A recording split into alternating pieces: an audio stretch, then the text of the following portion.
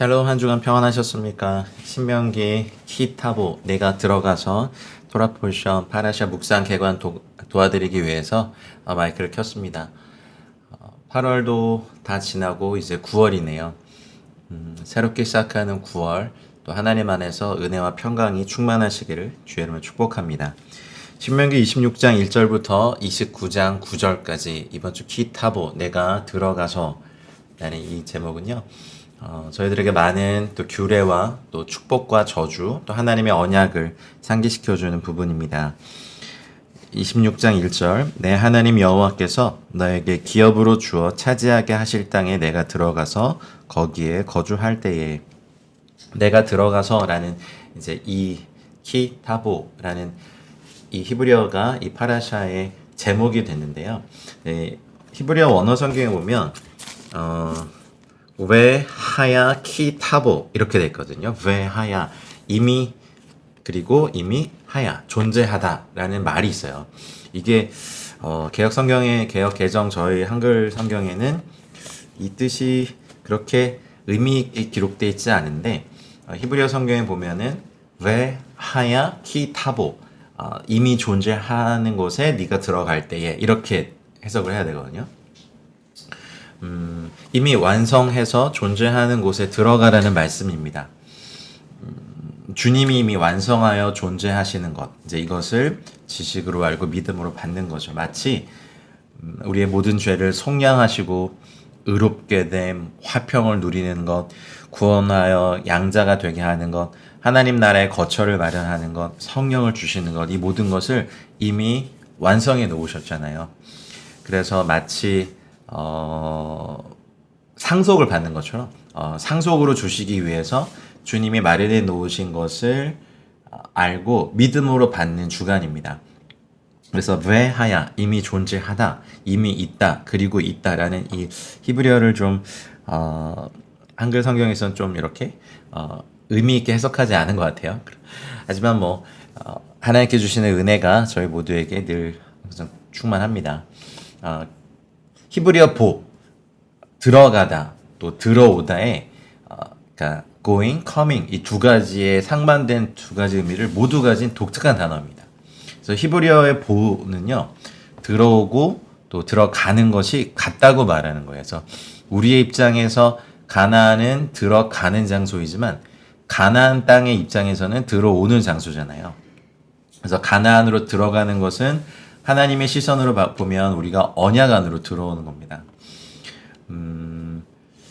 상속은 믿음으로 들어가서 누리는 겁니다. 이미 완성해 놓은 곳으로 들어가 누리는 거죠. 믿음으로 여러분 누리시는 이번 주간 되시길 바랍니다. 그리스도 안에서 완성된 것을 지식으로 알고 또 믿음으로 취하는 것이 상속의 특징이잖아요. 그래서 가나안 땅은 하나님이 이미 약속하신 땅이지만 이스라엘이 점령해야 되는 땅입니다. 가나안은 저주를 받은 땅이죠. 가나안의 저주를 끊기 위해서는 이스라엘 민족이 그 땅에 들어가서 땅을 점령해야 돼요. 그래서 이스라엘의 가나안 정복 전쟁은 저주받을 땅을 또 저주받은 땅을 하나님의 땅, 토바 하 아레츠로 회복시키는 전쟁인 거죠. 그래서 하나님의 백성은 하나님께서 회복하실 그 나라에 대한 열쇠와 같습니다. 열쇠가 자물쇠에 딱 들어가서 꽂혀야 되는 것처럼 그 땅으로 들어가야 됩니다. 그래서 이 보호라는 단어에는 생명의 잉태의 비밀이 있습니다. 들어가고 들어오는 것이 하나로 나타나는 것이 잉태죠. 잉태하면 열매가 맺히잖아요. 그래서 키타보는 네가 들어가면 열매를 맺게 될 것이다 라는 것을 이야기합니다. 그래서 키타보는 첫 열매를 하나님께 드리는 것으로 본문이 시작이 돼요. 첫 열매는 취하여야 되는 거거든요. 26장 2절에 보면 내 하나님 여호와께서 내게 주신 땅에서 그 토지의 모든 소산의 만물을 거둔 후에 그것을 가져다가 광주리에 담고 내 하나님 여호와께서 그의 이름을 두시려고 택하신 곳으로 그것을 가지고 가서 이렇게 되어 있습니다. 소산의 만물 첫 열매 이제 메레시트 콜 펠이네요. 로쉬에서 나왔거든요. 머리, 근원. 첫 열매는 머리와 연결이 되어 있어요. 그러니까 본문의 메레시트는요. 첫 열매는 가장 좋은 것을 의미합니다. 첫 열매를 가장 좋은 것을 주님께 드리는 것은요. 내 머리가 주님임을 고백하는 영적 행위가 되기 때문에 아무나 첫 열매를 드릴 수 없어요. 광야 훈련을 통해서 가나안으로 들어가는 순종을 이루어서 잉태하는 자가 첫 열매를 주님께 가져갈 수 있습니다. 우리는 이미 알고 있죠. 만물의 으뜸과 머리는 바로 예수 그리스도이십니다. 그래서 만물과 그 첫 새끼, 첫 열매를 드리면서 예배하라 라는 것은요. 머리 대신 예수님을 통해서 하나님께 나아갈 수 있다는 진리를 나타내는 겁니다. 가인은 땅의 소산으로 제물을 삼아서 하나님께 드렸고 아벨은 양의 첫 새끼와 그 기름을 드렸을 때 하나님은 가인과 그의 제물은 받지 않으셨고 아벨과 아벨의 제물은 받으셨잖아요. 물론 뭐 그것 때문에 인류 최초의 살인이 일어나긴 했지만요. 지금도 동일하게 말씀하시는 것은 예수 그리스도 없이 하나님께 나아갈 수 없다는 것입니다. 상속으로 받은 땅, 이 유업을 받은 것을 은혜를 감사하면서 하나님께 나아갈 때도 첫 만물, 그러니까 머리 대신 예수 그리스도를 통하여서만 가능한 겁니다. 그게 뭐 11조든 첫 땅의 첫 소산이든 첫 새끼이든 이 모든 것은 머리 대신 우리 주 예수 그리스도를 통하여서 하나님께 나아가는 것을 토라에 미리 이렇게 말씀하셨어요. 그래서 첫 열매는요, 단순한 소득이나 물질을 의미하는 게 아니에요. 가장 좋은 거예요. 가장 좋은 거. 그리고 그것을 택하신 장소로 가져가야 됩니다. 이 구원의 유일한 근거를 의미하죠. 그래서 택하신 장소에 누구에게 가져갑니까? 제사장에게로 가져가야 됩니다. 이는 이 땅의 목사들을 얘기한 게 아니라 우리의 대제사장 되시는 예수님의 중보적인 사역을 예표하는 것까지 갑니다. 우리를 위해서 죽으시고 부활하시고 승천하신 주님의 구속사적인 사역이 있죠. 그것을 위해서 특별히 정한 장소, 어떤 직분이 있잖아요. 그래서 궁극적으로 예수님의 구속사역을 향하고 그리고 광주리가 우리의 그릇을 의미하고 어쩌면 열매가 우리 삶의 열매를 의미한다면 우리가 삶을 통해 이것들을 가져가야 되는 유일한 장소는 바로 우리의 대제사장 되신 예수 그리스도께로 가져가야 됩니다. 할렐루야.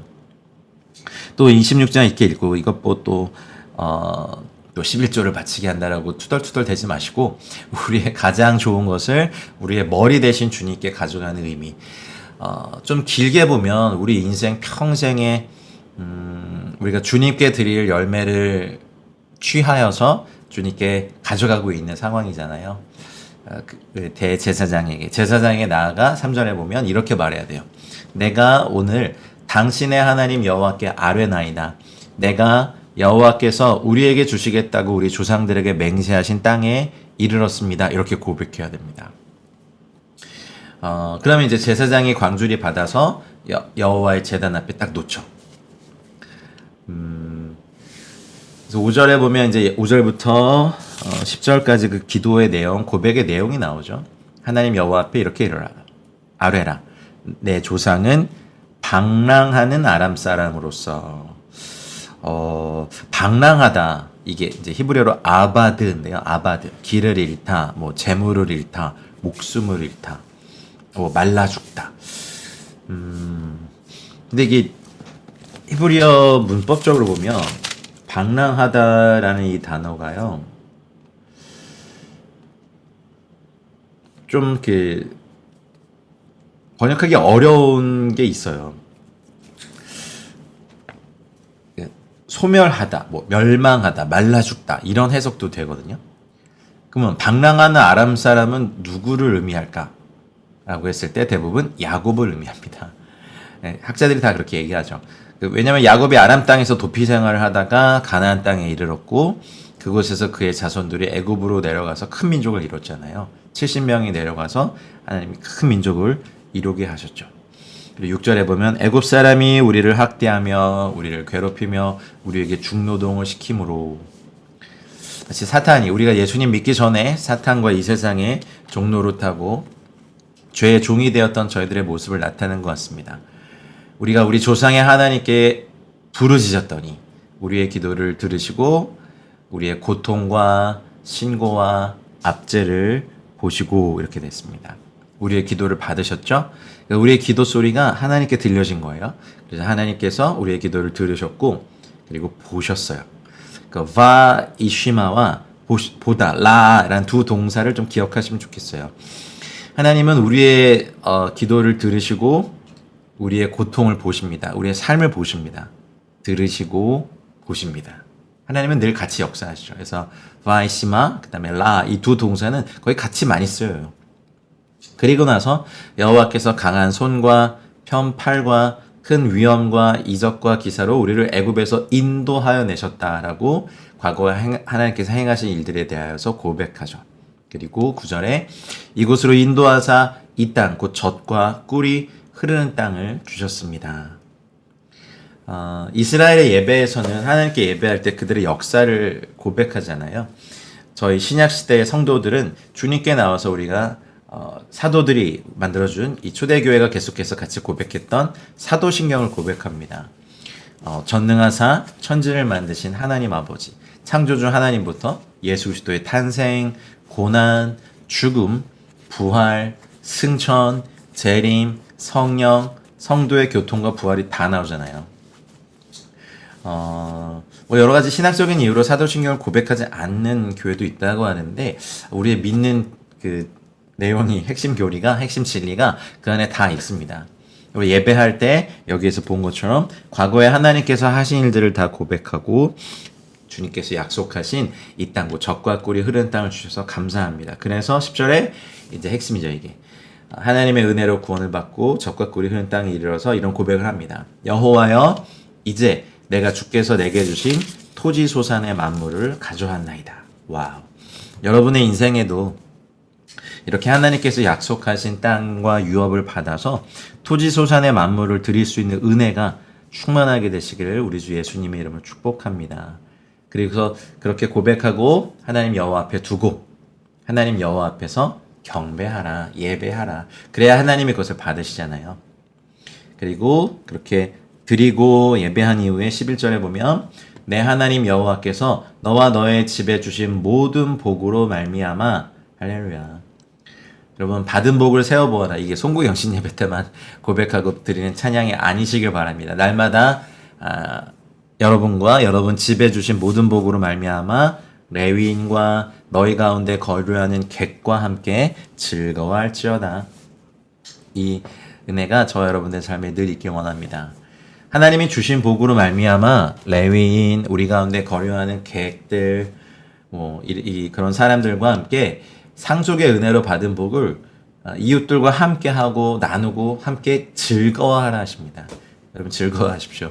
함께 거류하는 자 중에 고아나 과부나 나그네처럼 또 강도 만난 자들, 저희 식으로 얘기하면 난민들, 또 탈북민들, 또 아픈 분들, 약한 자들이 있으면 상속으로 받은 것을 나누며 함께 즐거워하라는 가르침입니다. 주님이 베푸시는 선물들을 누리는 것, 그리고 즐거워하는 것도 하나님의 뜻입니다. 여러분 극도의 금욕주의에 빠지지 마시길 바랍니다. 제가 한동안 그렇게 해봤는데요. 그건 정말 하나님이 원하시는 것이 아니더라고요. 주님을 위해서 절제하는 삶은 선한데 하나님께서 우리에게 주신 즐거움과 기쁨과 쾌락을 누리는 건 감사할 일이었더라고요. 그래서 하나님이 우리에게 무슨 선한 것을 주시든 우리가 할 수 있는 만큼 최대한으로 그것을 즐기며 누리며 감사하며 나누며 사용하는 것이 주님의 뜻임을 믿으시기 바랍니다. 그리고 12절부터는 주제가 좀 달라지죠. 12절부터 15절까지는 셋째 해에 드리는 11조입니다. 여러분 11조가 이제 토라에서 가르친 11조가 대략 크게 세 가지가 있습니다. 모든 소득의 11조를 드리는 것이 첫 번째입니다. 이 11조로 드려진 금액은요. 성막에서 일하는 레위인들 또 성막 유지에 들어가는 비용을 충당하는 11조가 모든 소득의 11조를 떼는 것이 첫 번째 11조예요. 온전한 11조. 그게 말라기서 3장 10절에 만군의 여호와가 이르노라 너희의 온전한 11조를 창고에 드려. 온전한이란 히브리어 단어가 콜이거든요. 콜은 전체 모든 것을 의미해요. 그래서 모든 11조, 온전한 11조를 창고에 들여 나의 집에 양식이 있게 하고 그것으로 나를 시험하여 내가 하늘 문을 열고 너에게 복을 쌓을 곳이 없도록 붙지 아니하나 보라. 이렇게 말씀하신 것이 있습니다. 이것이 첫 번째 11조. 두 번째 여기 신명기 26장 12절에서 다루고 있는 11조는요. 3년마다 드려지는 11조예요. 그러면 세 번째 가나안 땅에 들어가고 난 다음에 3년마다 돌아오는 11조의 목적은 가난한 자를 구제하는 것, 그리고 레위인을 돕는 데 사용됩니다. 뭐라고요? 가난한 자를 구제하는 것과 레위인을 돕는 것. 그리고 객과 고아와 과부들, 그러니까 구제를 목적으로 하는 거죠. 이것이 이제 12절부터 15절까지 다루고 있는 두 번째 11조. 그리고 세 번째가 있어요. 세 번째는요. 하나님의 절기를 기념하는 토지 소산의 11조예요. 이때는 모든 가족들과 공동체가 이 11조의 제물로 함께 즐기며 기뻐합니다. 사실은 여러분 11조라는 것은요. 10분의 1을 드리는 게 아니라 10, 히브리의 관점에서 숫자 10은요. 완전한 충만한 모든 것이거든요. 그래서 10가지 중에 한 가지를 고르는 것이 아니라 10번째 것을 드리는 거예요. 그래서 그 양들도 내가 한 마리밖에 없다가 2마리가 생기고 3마리, 4마리, 5마리, 6마리, 7마리, 8마리, 9마리, 그리고 10마리. 완전한 것, 충만한 것, 모든 것을 드리는 바로 그것을 드리는 거죠.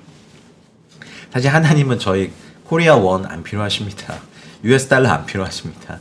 하나님은 우리의 마음과 또 우리의 이 전심을 다해서 주님을 사랑하는 이 삶을 원하시죠. 그래서 하나님께서 이 11조를 사용하시고 11조에 담긴 우리의 마음을 받으시고 이것을 사용하셔서 하나님의 일을 이루시기 때문에 그렇습니다. 11조와 구제 헌금 또 이런 것들이 드려지면 이스라엘 안에 가난한 자들이 존재하지 않습니다. 공산주의 사회도 실패한, 사회주의 혁명도 실패한 그것들은 하나님의 말씀에 근거해서 우리가 나누기 시작하면 할 수 있을 겁니다. 그래서 레위인, 객과 고아와 과부에게 주기를 주께서 내게 명령하신 명령대로 하였사오니 내가 주의 명령을 범하지도 아니하였고 잊지도 아니하였나이다. 그리고 14절에 이런 고백을 다 하고 내 하나님 여호와의 말씀을 청종하여 내게 명령하신 대로 다 행하였사오니.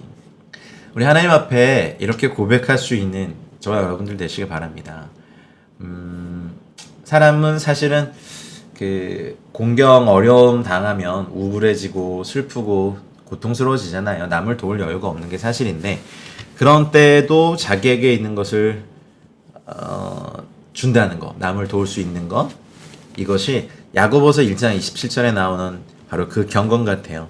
하나님 앞에서 정결하고 더러움이 없는 경건은 곧 고아와 과부를 그 환난 중에 돌아보고 또 자기를 지켜 새 속에 물들지 아니하는 이것이니라 라고 말씀하신 주님의 말씀 말이죠. 그렇게 고백하는 다음에 15절에 원하건대 주의 거룩한 처소 하늘에서 보시고 이렇게 말씀하십니다. 이제 하시키파, 이게 이제 히브리어로 보면 히필 명령형이거든요. 그러니까 명령, 그러니까 내려다 보소서 이렇게 주님의 거룩한 처소에서 내려다 보십시오 이렇게 막 명령하는 거예요. 하나님은 당신의 이름을 이 땅에 두기 위해서 구약에서는 이제 약속한 땅의 한 장소를 선택하셨지만 주님의 거처는 어디 있습니까? 하늘에 있습니다.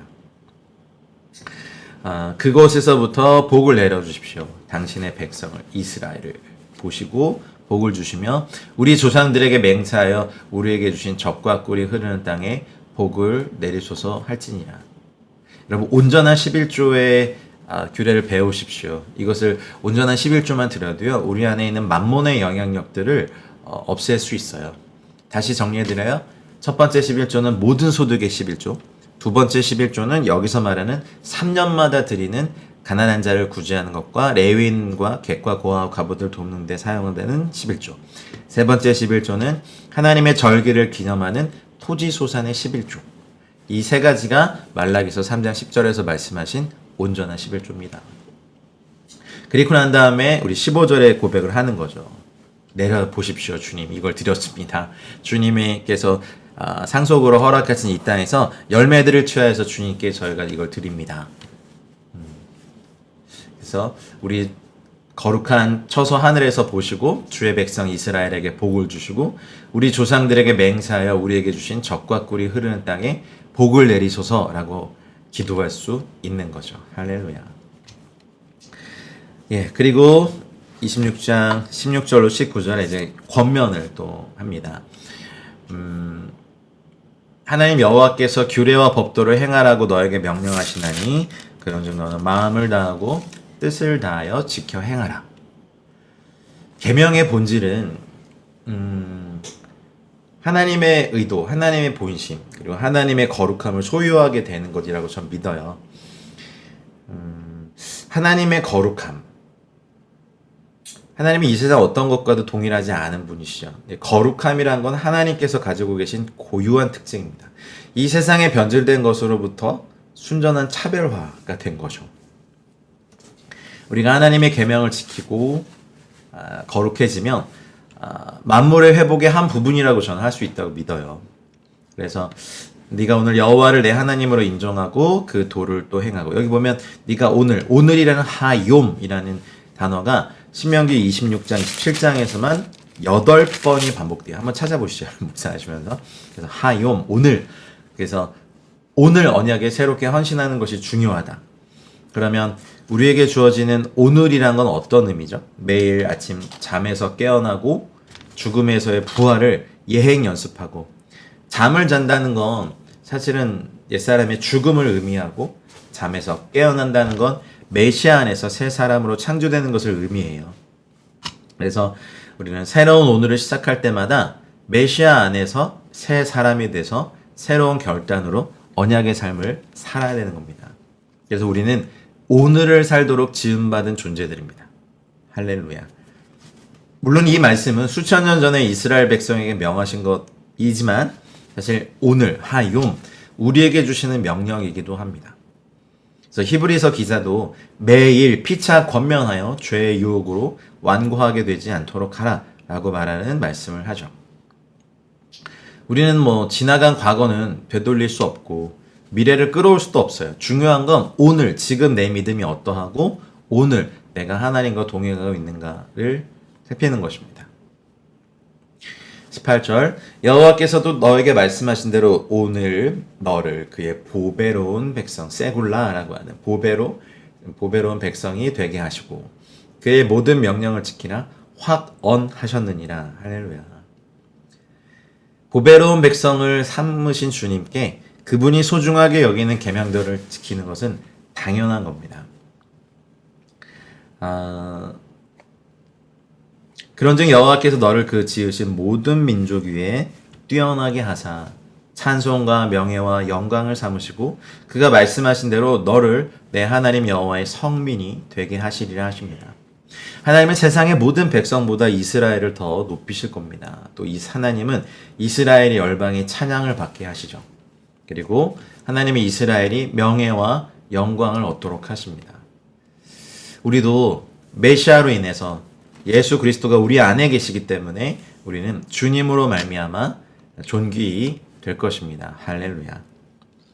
그리고 이미 존귀한 여러분을 주의 이름으로 축복합니다. 신명기 27장으로 가면 사실은 전체 주제가 언약을 다시 말씀하면서 언약의 갱신이라는 주제를 쓸 수 있어요. 그래서 1절부터 8절까지 보면 이제 율법을 기록한 돌과 석회를 바른 돌 위에 하나님의 율법을 써라 라고 하고 또 제단을 어떻게 만들어라 라는 것을 말씀하시고, 그리고 하나님의 백성의 의무 9절 10절 하나님의 말씀을 청종하고 명령과 규례를 행하라.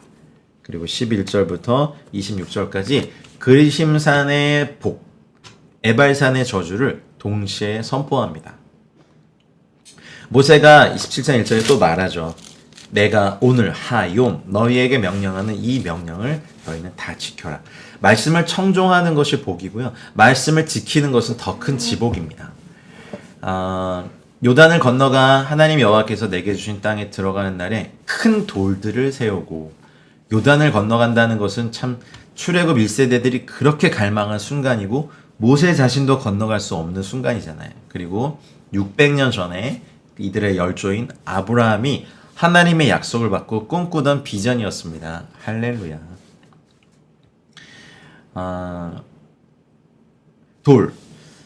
큰 돌. 돌을 히브리어로 에벤이라고 하거든요. 에벤.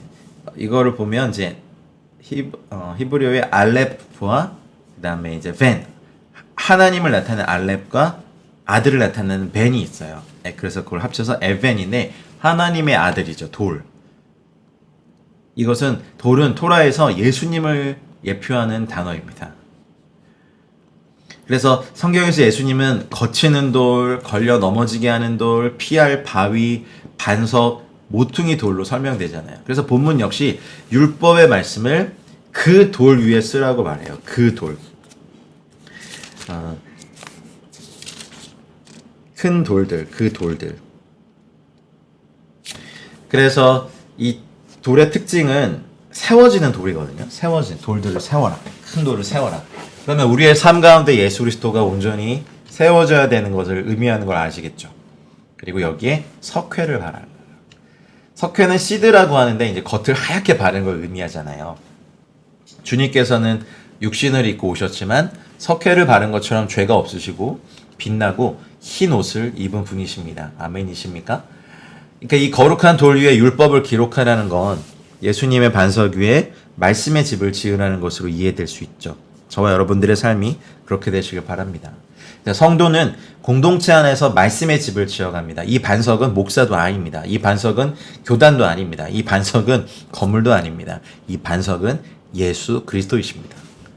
석회를 그 바른 돌 위에 글을 쓰면 글씨가 또렷하고 분명하게 보이잖아요. 그래서 그리스도의 관점으로 토라를 읽을 때 또렷하고 분명하게 깨달을 수 있다는 것을 의미합니다. 그리고 이 율법의 모든 말씀을 그 위에 기록하라 했으니까 아마 한두 개의 돌이 아니라 굉장히 많은 수의 돌이 세워졌을 것으로 여겨집니다. 율법의 계명수만 613개니까요. 그러하면 내 하나님 여호와께서 내게 주신 땅, 곧 젖과 꿀이 흐르는 땅에 내가 들어가기를 내 조상들의 하나님 여호와께서 내게 말씀하신 대로 하리라. 아멘.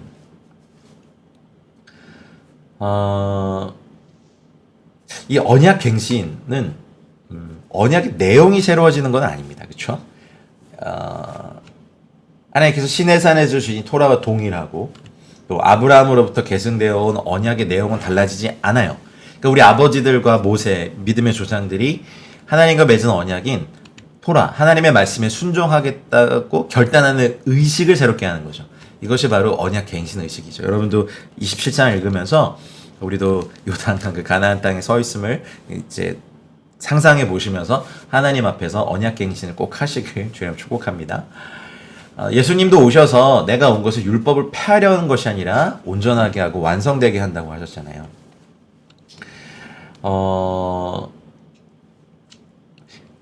이 돌들을 에발산에 세우고 석회를 바르고, 그렇죠? 어쨌든 이제 모세가 이스라엘에게 요단강 건너가서 새 언약을 체결할 장소로 정해진 곳은 세켐이라고 하는 세겜이죠. 구체적으로는 에발산입니다. 이제 여기 이제 여러분 나중에 구글에서 이 지도를 찾아보시면 이스라엘 땅의 중심부에 해당하는 곳이에요. 그래서 동서의 교역로 이렇게 교역로가 지나는 이렇게 교차점 같은 데예요. 그래서 에발산은 정상 고도가 한 938m 정도 됩니다. 그래서 정상에 올라가면 이스라엘 땅 전역에 내려다 볼 만큼 높은 산이고 여기서 이제 언약 갱신을 하죠. 세겜은 여러분 혹시 기억나십니까? 이제 아브라함이 가나안 땅에서 처음 장막 치고 제단 쌓은 곳입니다.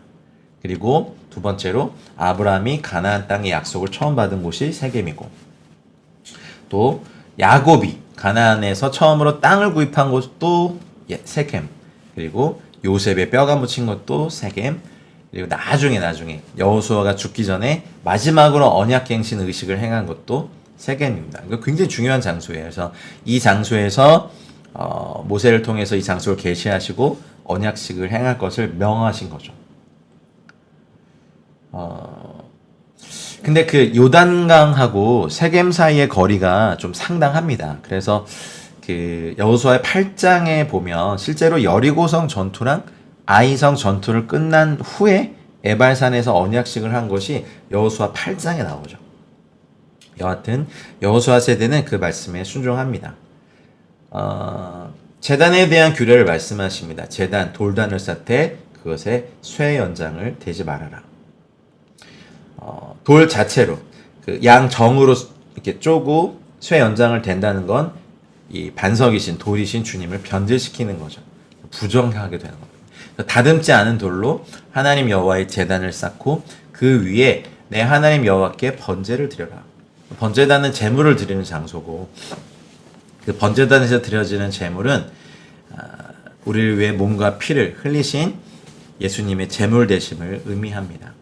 그래서 번제단에는 인류를 구원하시는 그리스도의 십자가의 복음의 예표가 있고 사람이 이렇게 땅땅땅 두들겨서 쪼개서 다듬은 돌은 하나님을 거역하는 어떤 변질, 그게 인본주의적인 것이든 학문적인 것이든 하나님 없는 학문, 철학이든 무엇이든지 간에 변질을 의미합니다.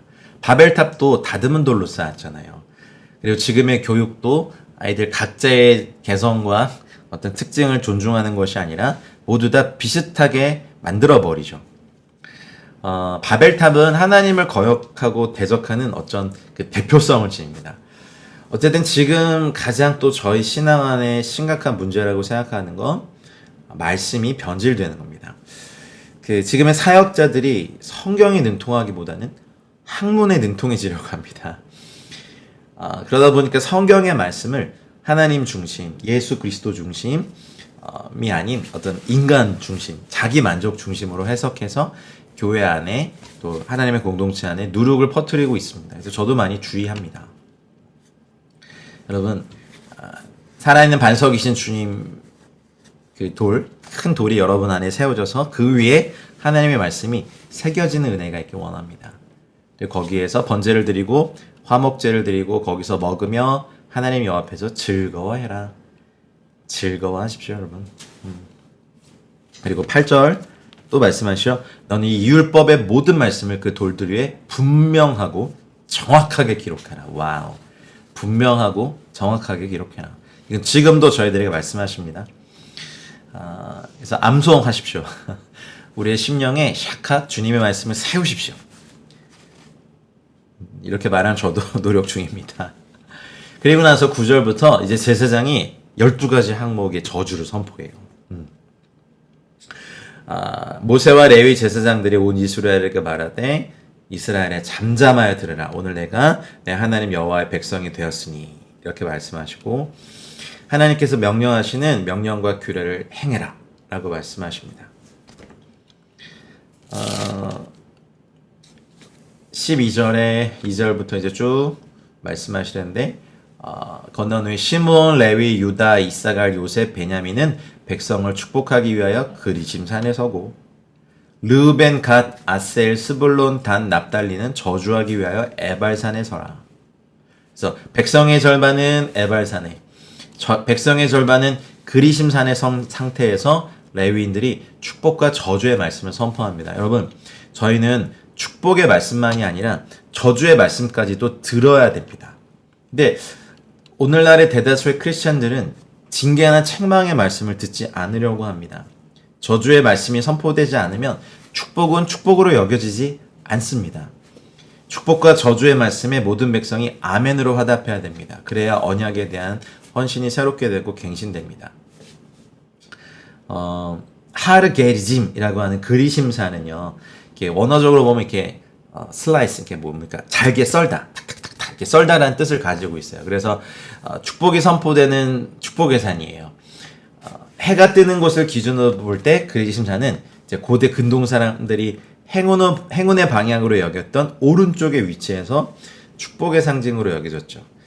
그래서 포로기 이후에 사마리아인의 성전이 세워진 장소가 그리심산이기도 합니다. 그리고 하르 에발산이란 뜻은 벌거벗은 산이라는 뜻이거든요. 그래서 에발산은 저주의 상징으로 여겨집니다. 그래서 이런 산에 율법을 기록한 돌들을 세우라고 명령하신 이유는 율법이 죄를 드러내고 깨닫게 해준다는 것을 암시하기 위함이죠. 갈라디아서 3장 13절 말씀에 보면 그리스도께서 우리를 위하여 저주를 받은 바 되사 율법의 저주에서 우리를 속량하셨으니 기록된 바 나무에 달린 자마다 저주 아래 있는 자라 하였습니다. 아멘. 여호수아 8장에 보면요, 이스라엘이 요단 건너고 아이성 정복한 후에 에발산에 한 단을 쌓거든요. 번제단. 그러니 우리의 죄를 씻어내는 거룩한 장소를 에발산에 세워줍니다.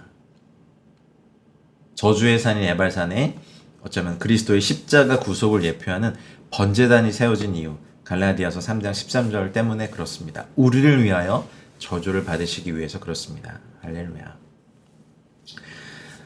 이제 레위 사람들이 큰 소리로 이스라엘 모든 사람들에게 외칩니다. 15절에 보면 이제 우상 숭배, 장색의 손으로 조각하였거나 부어 만든 우상은 여호와께 가증하니 그것을 만들어 은밀히 세우는 자는 저주를 받을 것이라 할 것이요 모든 백성 응답하여 말하되 아멘 할지니라. 그리고 16절 그의 부모를 경홀히 여기는 자는 저주를 받을 것이라 할 것이요 모든 백성은 아멘 할지니라. 17절 그의 이웃의 경계표를 옮기는 자는 저주를 받을 것이라 할 것이요 모든 백성은 아멘 할지니라. 탐욕 때문에 경계표를 옮긴다는 것은 하나님이 정해주신 땅의 소유를 내가 강탈한다는 거거든요. 속임으로. 여러분 탐심의 죄가 혹시 우리 안에 있다면 낱낱이 회개하시고 새롭게 하심을 받으시기 바랍니다.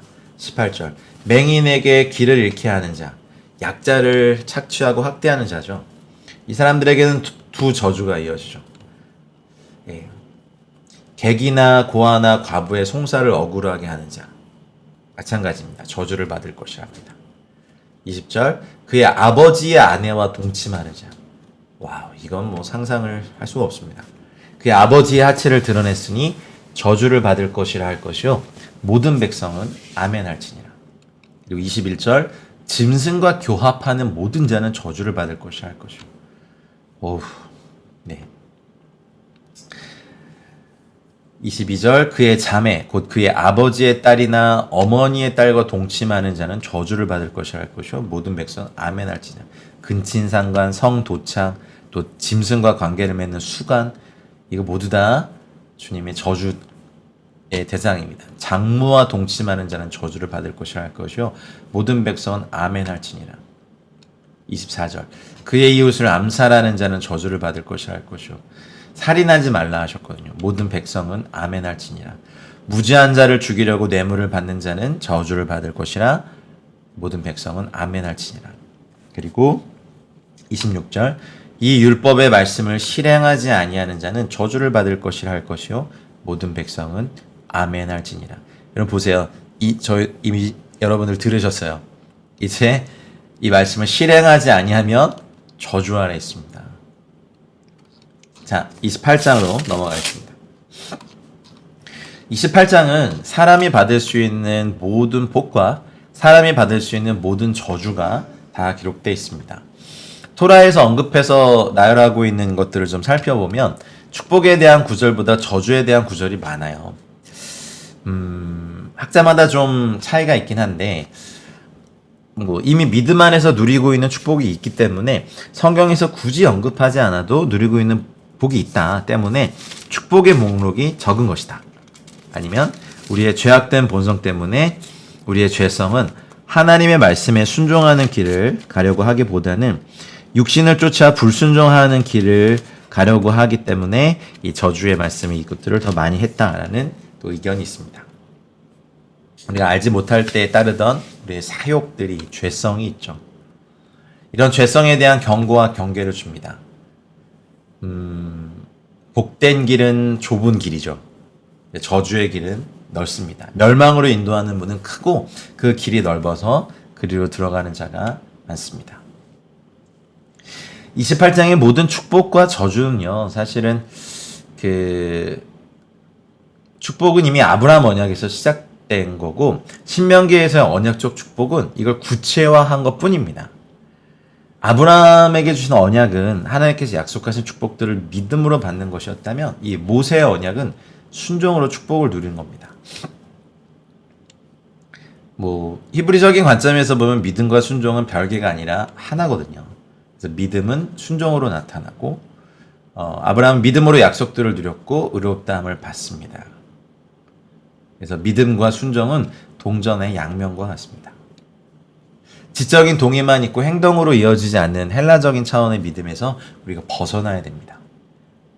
축복과 저주를 우리 앞에 두셨고, 그러나 이 선택은 우리에게 달려 있습니다. 우리에게 자유의지가 주어져 있기 때문입니다. 그래서 우리의 의지를 오직 하나님께 순종하는 데만 사용해야 될 줄 믿습니다. 하나님의 말씀을 잘 듣고 명령을 지켜 행하면 복을 받고 땅의 모든 민족에게 뛰어나게 하시고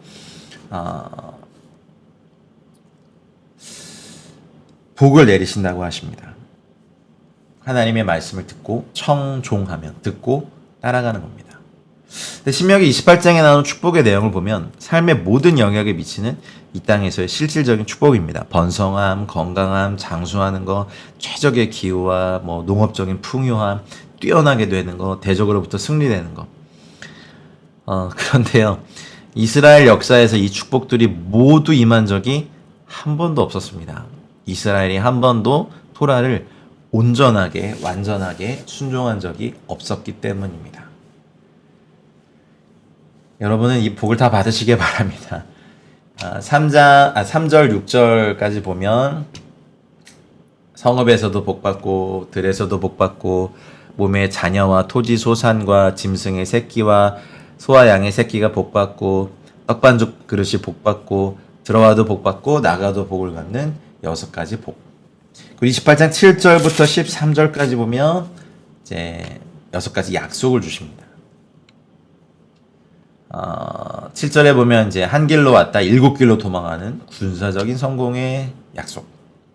그리고 창고와 손으로 하는 모든 일에 복을 내리시고 여호와께서 주신 땅에서 복을 주실 것은 풍부한 양식에 대한 축복. 그리고 손으로 하는 모든 일, 농사, 목축, 노동 이 모든 것에 복이 넘치게 될 것이란 약속. 하나님이 열심히 일하시는 손을 축복하십니다. 그리고 9절에 하나님과의 특별한 관계, 자기의 성민이 되게 하실 것이다. 그리고 하나님 여호와의 명령을 지켜 그 길로 행할 것이다. 그래서 다른 사람들이, 세상의 사람들이 너희들을 보고 두려워하게 될 것이다. 그리고 네 번째 축복은 11절. 복을 주셔서 우리 몸의 소생과 가축의 새끼와 토지의 소산까지도 많게 하시는 이 번영의 축복을 주신다고 합니다. 와우.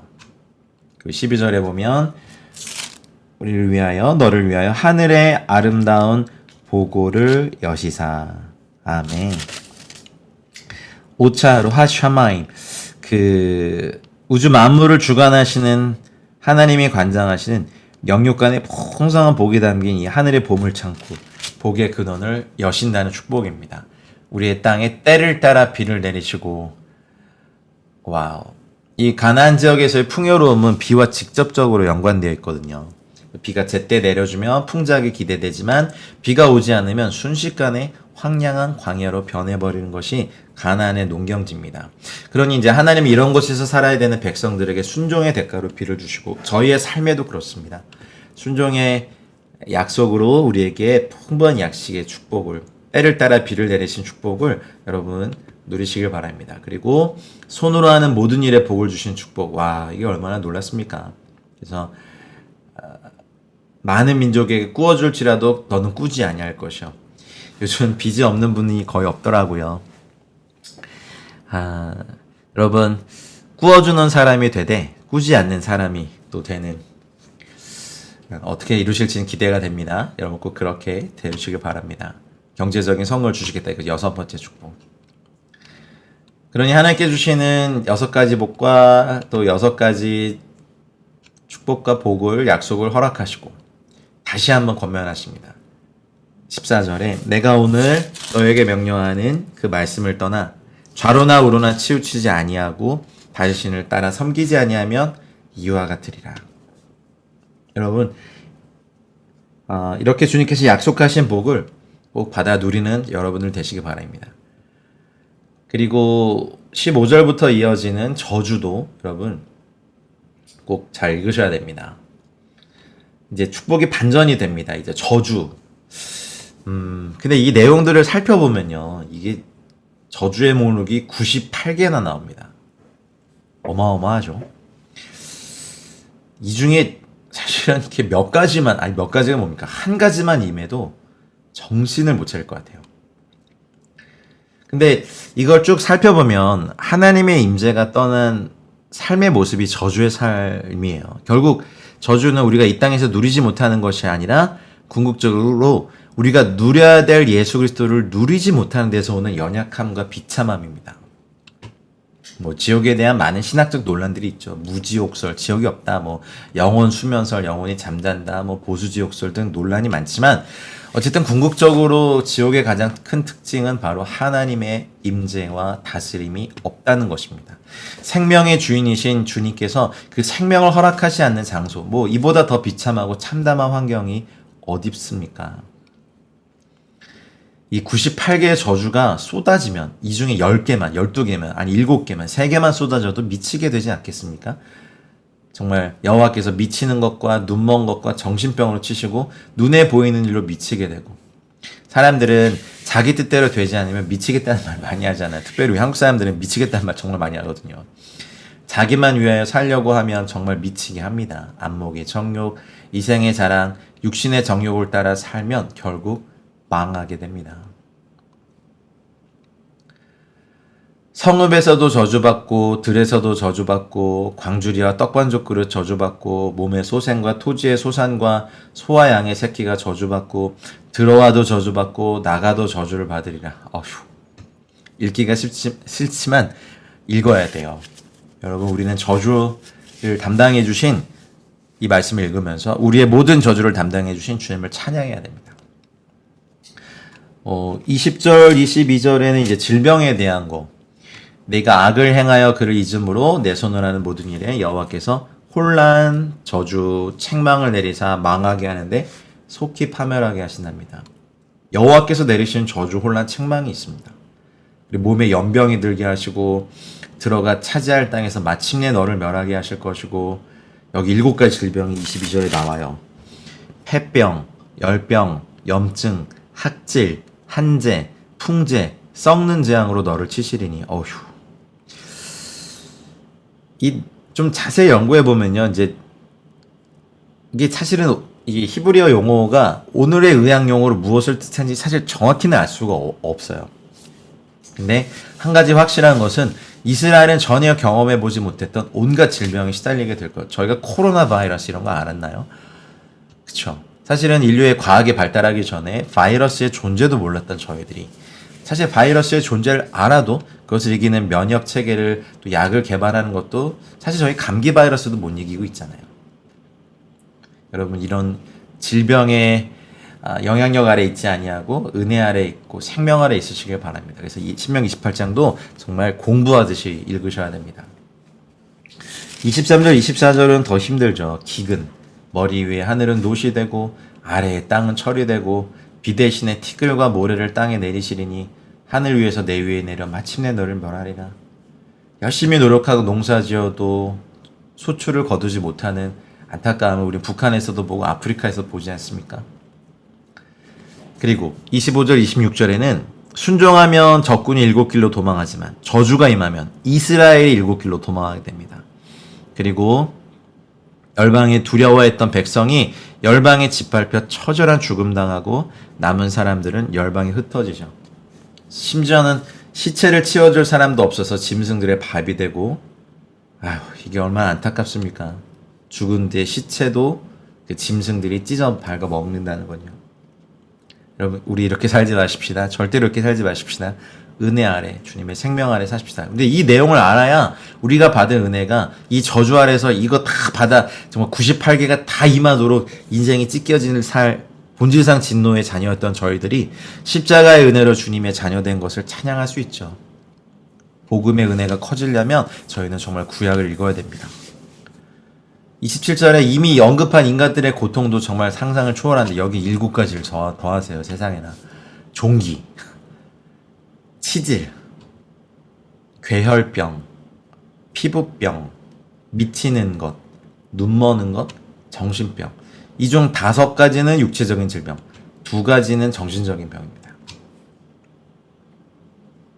하나님께 반역하는 이스라엘은요, 애굽 사람들과 별반 다를 바 없죠. 맹인이 어두운 데서 더듬는 것과 같이 네가 백주에도 더듬고 내 길이 형통하지 못하여 항상 압제와 노략을 당할 뿐이니 너를 구원할 자가 없을 것이며. 이렇게 살고 싶지 않습니다. 그쵸? 또 30절부터는 전쟁이 졌으니까 이제 패전국의 백성들이 당하는 걸 말씀하십니다. 여자와 약혼했는데 다른 사람이 그 여자와 같이 동침하는 걸 봐요. 와, 이걸 어떻게 견딜까요, 남자야? 집을 건축했으나 거주하지 못한, 이건 또 뭡니까? 포도원을 심었으나 그 열매를 따지 못하고, 너의 소, 옛날에 소는요 거의 집안의 전 재산이죠. 생산 도구였잖아요. 소를 잡아도 먹지 못하고 빼앗기고, 양도 빼앗기고, 뭐 아무도 도울 자가 없어요. 고대 이 근동 사회에서 소나 낙이 가축 빼앗긴다는 건 뭐 최악의 악업이죠. 그리고 32절, 너의 자녀를 다른 민족에게 빼앗기고, 와, 생각만 해도 너무 아찔합니다. 종일 생각하고 찾음으로 눈이 피곤하여지나 내 손에 힘이 없을 것이며. 33절, 토지 소산과 수고로 얻은 것을 네가 알지 못하는 민족이 먹겠고 너는 항상 압제와 학대를 받을 뿐이니. 추수절에 수확을 해도 나락이 없어요. 다 뺏기는데요. 그리고 오직 압제와 학대가 삶에 있는 것. 이러므로 내 눈에 보이는 일로 말미암아 네가 미치리라. 34절이요. 35절 더 심해요. 무릎과 다리를 여호와께서 치신대요. 고치지 못할 심한 종기를 생기게 하여 발바닥에서부터 정수리까지 이르는 것. 이게 몸 안에 생기면 종양이잖아요. 안타깝습니다. 여러분 꼭 주님의 은혜 안에, 보혈 아래, 주님의 생명 아래 있으시길 바랍니다. 하나님의 계명을 청종하여 듣고 준행하는 저와 여러분들 되시길 바랍니다. 아직 안 끝났어요, 여러분. 긴장 놓지 마세요. 36절부터는 추방될 거다. 순종하지 아니하면 적과 꿀이 흐르는 땅에서 내치실 것이다. 알지 못하던 나라로 끌어가시고 거기서 목석으로 만든 다른 신 섬기고 여호와께서 너를 끌어가시는 모든 민족 중에서 내가 놀람과 속담과 비방거리, 재수없고 형편없는 나라다. 이방인들의 속담에 등장하고, 이런 베니스의 상인 같은 거 보세요. 거기 보면 유대인들 악독한 고리대금 업자로 나오죠. 또 38절부터 44절에는 이제 뭐 많은 종자를 뿌려도 메뚜기가 먹어버림으로 거둘 것이 적고, 포도원을 심고 가꿀지라도 벌레가 먹음으로 포도도 따지 못하고 포도주 마시 못하고, 감람나무 있어도 열매가 떨어짐으로 기름을 몸에 바르지 못하고, 자녀를 낳아도 포로가 됨으로 함께 있지 못하고, 모든 나무와 토지 소사는 메뚜기가 먹고, 너희 중에 우고하는 이방인은 높아져서 너희 위에 뛰어나고 너는 점점 낮아지고, 그는 너에게 꾸어줄지라도 너는 그에게 꾸어주지 못하리니 그는 머리가 되고 너는 꼬리가 될 것이라. 이게 다 왜 받아요? 하나님의 명령과 규례를 준행하지 아니하면. 이 모든 저주가 와서 너에게 따르고, 45절입니다. 너에게 이르러 마침내 너를 멸하리니 이 모든 저주가 너와 내 자손에게 영원히 있어서 표징과 훈계가 되리라. 내가 모든 것이 풍족하여도 기쁨과 즐거운 마음으로 내 하나님 여호와를 섬기지 아니함으로 말미암아 네가 줄이고 목마르고 헐벗고 모든 것이 부족한 중에서 여호와께서 보내사 너를 치게 하실 적군을 섬기게 될 것이니 그가 철멍에를 내 목에 메워 마침내 너를 멸할 것이라.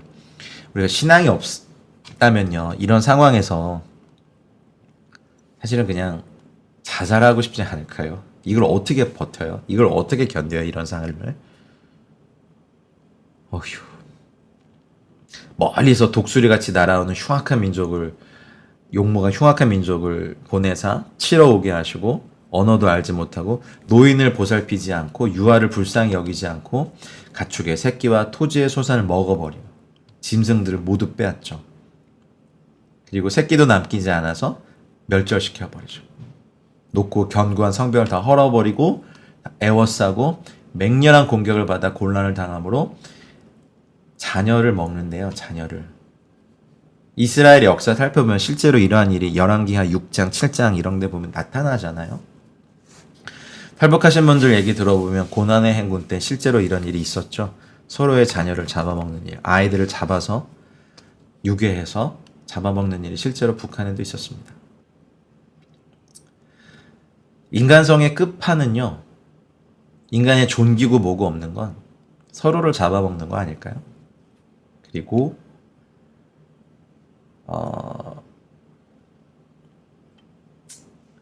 참 읽기가 어렵습니다. 그렇죠? 하지만 읽어야 됩니다. 네, 사랑하는 어떤 여인도, 품에 품던 여인도 자기의 품의 남편과 자기 자녀를 미운 눈으로 바라보고 자기 다리 사이에서 나온 태와 자기가 낳은 어린 자식도 남몰래 먹는데요. 저주는 무섭습니다, 여러분. 58절로 갑니다. 내가 만일 이 책에 기록한 이 율법의 모든 말씀을 지켜 행하지 아니하고 하나님 여호와라 하는 영화롭고 두려운 이름을 경외하지 아니하면 자손의 재앙을 극렬하게 하시고 재앙이 크고 오래고 질병이 중하고 오래다고 하십니다. 이 주님의 율법을 지키지 않으면 여기에 기록하지 아니한 질병도 내리신대요. 61절에. 아이고야. 62절 너희가 하늘의 별같이 많을지라도 내 하나님 여호와의 말씀을 청종하지 아니하므로 남는 자가 얼마 되지 못할 것이라. 흩어버리시고 목서 우상을 섬기고 65절 네가 평안함을 얻지 못하고 발바닥이 쉴 곳도 얻지 못하고 여호와께서 거기에서 내 마음을 떨게 하고 눈을 쇠하게 하고 정신을 산란하게 하시고 생명의 위험에 처하고 주야로 두려워하며 생명을 확신할 수 없을 것이다. 그러면 이 두려움과 눈이 보는 것으로 말미암아 아침이 되면 저녁 되면 좋겠다. 저녁이 되면 아침이 되었으면 좋겠다. 무섭지만 인류 역사에서 실제로 신명기 28장의 역사들이 있었어요. 그렇죠? 근데 우리가 하나님의 언약의 말씀을 받는 복은 정말 자손 천대까지 이르는데 여호와께서 내리시는 저주의 대상이 되지 않기를 여러분 이번 키타보 이 하나님의 말씀을 잘 묵상하셔서 여러분 복의 가문 되시길 바랍니다. 29장 1절부터 9절까지 봅니다. 이제 또 호렙에서 이스라엘 자손과 세우신 언약 외에 여호와께서 모세에게 명령하여 모압 땅에서 그들과 세우신 언약의 말씀을 얘기합니다. 그래서 과거에 하셨던 일들을 너희가 보았다. 그 큰 시험과 이적과 큰 기사를 내 눈으로 보았다. 눈과 귀는 인식하는 기관이잖아요. 근데 마음은 깨닫는 기관이고 하나님께서 이 40년 동안 많은 기적을 보여주시고 알려주신 이유는 경험시키신 이유는 깨닫게 하기 위함인데 이스라엘은 깨닫지 못하였어요. 보는 신앙에서 듣는 신앙으로 가지 않으면 여러 가지 이적과 표적을 보는 신앙에서 하나님의 말씀을 경험하는 신앙으로 가지 않으면 사실은 믿음에서 많이 떠나게 됩니다. 4절 그러나 깨닫는 마음과 보는 눈과 듣는 귀는 오늘 여호와께서 너에게 주지 아니하셨느니라. 이거 되게 무서운 말씀입니다. 교회에서 많은 또 우리의 인생에서 많은 기사와 표적을 보더라도 그것에 대한 깨닫는 마음, 보는 눈, 듣는 귀를 갖지 아니하면 저희도 타락할 수 있습니다. 40년 동안 광야에서 인도하셨지만 너희 몸의 옷이 낡아지지 아니하였고 와 기적이죠. 발의 신이 헤어지지 아니하였고 여러분도 그리하시죠? 너희에게 떡도 먹지 못하며 포도주나 독주를 마시지 못하게 하셨으면 주는 너희의 하나님 여호와신 줄을 알게 하려 하십니다. 대신 하늘의 양식이 만나와 메추라기를 먹었고 바위에서 흘러나온 물을 마셨고 세상 사람들이 먹고 마시는 것들이 아니라 오직 하나님만이 주실 수 있는 특별한 것들을 먹고 마시며 훈련을 받았다는 것을 모세는 다시 얘기합니다. 조금 요즘 걱정되는 것은 이제 교회 안에 시스템이 자꾸만 듣는 것 중심에서 보는 것 중심으로 옮겨집니다. 그래서 예배 시간에도 성경책을 가지고 오지 않고 스크린 크죠? 보는 것을 의지해 예배를 드립니다. 보는 것 중심으로 성도들이 양육이 되고 있습니다. 그래서 성도들이 교회에 불만이 생기거나 목회자들에게 불신 생기면 교회를 옮기는 것이 아니라 교회를 나가지 않고 유튜브나 TV 설교를 보죠. 뭐 보는 것이니까 집에서 보는 것이나 가서 보는 것이나 똑같다고 생각하는데 근데 그렇게 되면 우리가 성만찬도 진행할 수 없고 하나님 나라에 속해서 교제하고 우는 자들과 같이 울고 또 아픈 사람을 안아주고 손잡아주고 격려하는 일들을 하지 못해요. 여러분 하나님의 말씀을 듣고 깨닫고 보고 듣는 귀가 이번 토라 포션 키타보를 묵상하신 여러분 모두에게 임하시기를 주님으로 축복합니다. 그래서 9절에 그런즉 너희는 이 언약의 말씀을 지켜 행하라. 그리하면 너희가 하는 모든 일이 형통하리라 하십니다. 결론입니다.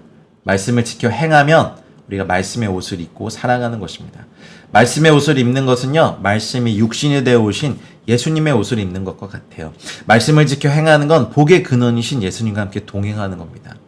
우리가 지켜 행하는 만큼 주님께서는 복을 부어주시고 또 불순종하는 만큼 주님의 복이 떨어져 나갑니다. 결국 복과 저주는 우리 앞에 놓여져 있고 무엇을 선택할 것인가의 문제입니다. 여러분, 어떤 삶을 선택할 것입니까? 복의 삶을 꼭 선택하시길 바랍니다. 이번 주 하프타라는 이사야 60장 1절부터 22절입니다. 이스라엘을 위로하는 6번째 위로의 하프타롯이죠. 일어나라 빛을 발하라 라고 시작하는 이 부문은 하늘의 예루살렘의 그림이죠. 그래서 메시아의 빛을 비추는 거죠. 의인의 무리가 이제 죽은 자의 부활 후에 나타날 것이며 마지막에는 온 이스라엘이 주님의 나라에서 연합될 것을 이 날이 속히 오게 하시며 온 이스라엘이 구원받게 하는 일이 이 이사야 60장에서 있으니까 이 말씀을 읽으면서 우리도 또한 이것을 소망하며 기대하며 주의 말씀에 우리를 붙잡아야 됩니다. 영광스러운 본문입니다. 이사야 60장 우리가 들어갈 그래서 우리가 이번 주에 읽을 또 신약의 브리타다샤의 계시록의 말씀이 있죠. 계시록 21장 10절 27절이 있고 에베소서 1장 3절도 있는데 에베소서에서는 이스라엘의 남은 자가 즉 유대인과 이방인 모두가 예수 그리스도에 이렇게 접붙여져서 하나님의 새 언약에 참여하는 자가 돼서 영적인 축복을 받는 것으로 이제 이 본문의 내용이 나옵니다. 그래서 찬송하리로다 하나님 곧 우리 주 예수 그리스도의 아버지께서 그리스도 안에서 하늘에 속한 모든 신령한 복을 우리에게 주셨다라고 에베소 1장 3절이 시작하죠. 그래서 그 기쁘신 뜻대로 창세 전에 우리를 예정하사 예수 그리스도로 말미암아 자기의 아들들이 되게 하셨고 우리에게 거저 주시는 바 그의 은혜의 영광을 찬송하게 하라는 것. 그리고 나서 요한계시록을 읽거든요. 그러면 이사야 60장과 일치해요. 하늘의 예루살렘을 선명하게 보여주는 그림입니다. 여러분 꼭 그날 하늘의 예루살렘에서 여러분들 영원히 주님 뵈면서 예배하면서 영원히 또 사랑하며 살기를 소망합니다.